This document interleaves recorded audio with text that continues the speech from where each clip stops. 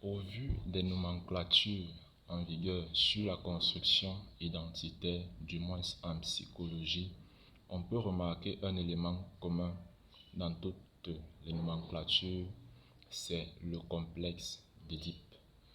Le complexe d'Édipe est cette période à l'enfance où le jeune garçon aura de l'attirance pour le sexe opposé, donc sa maman. La jeune fille aura de l'attirance pour son papa. Qu'est-ce qui se passe à cette période? À cette période, il y a un certain nombre de mécanismes en vue qui va consolider à une construction de l'identité sexuelle.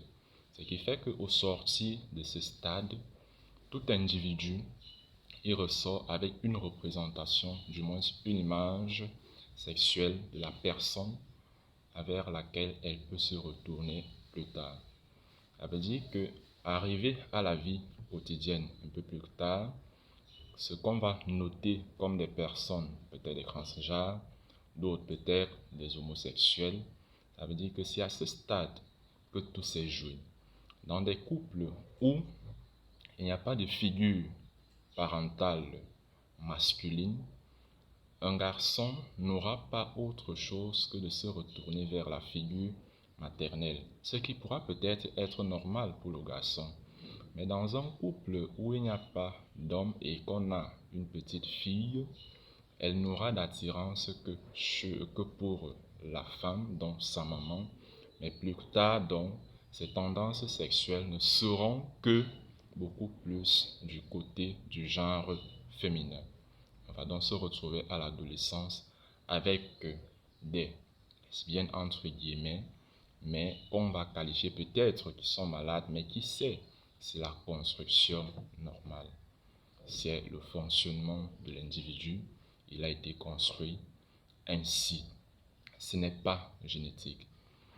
Maintenant, on peut arriver dans un autre cadre où on va parler de la même construction identitaire dans un contexte adoptif, dans les familles adoptives.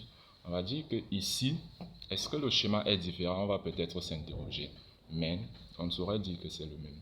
Parce que si chez chaque individu, l'élément central, c'est le complexe d'Édipe pour la construction identitaire, on pourra ajouter que pour l'adopter, au-delà du complexe d'Édipe, il va devoir ajouter le complexe de Moïse. Le complexe de Moïse, c'est quoi Moïse? L'histoire nous raconte, peut-être même l'histoire judéo-chrétienne.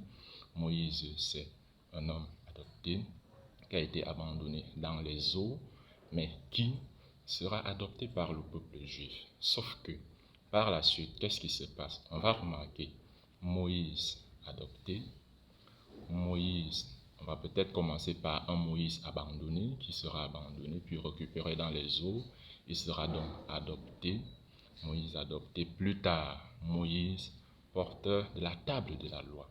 Il devient le héros du peuple juif. Mais qu'est-ce qui va se passer plus tard? C'est qu'on aura un Moïse à la fin révolté. Ça veut dire que dans la construction identitaire de tout individu adopté, il faut faire attention aux éléments latents. Il faut faire attention aux éléments qu'on y cache. Il faut faire attention aux non-dits. Il faut à un moment donné donner sens à chaque dit, à chaque silence, à chaque geste. Parce que quand cela n'est pas fait, à la fin, on va se retrouver dans l'itinéraire de Moïse. Moïse abandonné, Moïse adopté, Moïse porteur de la table de la loi, et enfin Moïse révolté. Est-ce peut-être ce que nous observons dans des contextes adoptifs, dans des familles adoptives au quotidien? Peut-être c'est le cas, mais l'expérience dans la pratique clinique adoptive le montre à suffire.